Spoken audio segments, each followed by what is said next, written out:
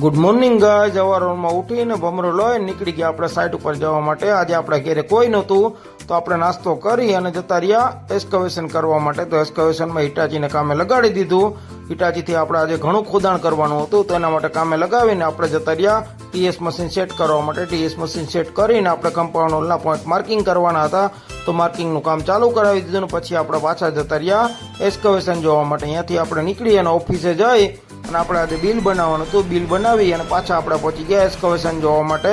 ત્યાં હિટાચીનું કામ હજી અધૂરું હતું તો આપણે પોઈન્ટ માર્કિંગ કર્યા હતા એનું આપણે પીસીસી કરવાનું હતું તો એ ચેકિંગ માટે જતા રહ્યા.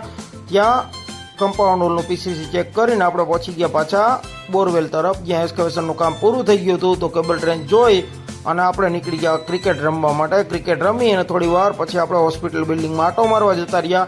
એ જોઈને આપણે પહોંચી ગયા રસોડામાં. આજે જમી અને આપણે નીકળી ગયા આપણા ઘેર જવા માટે.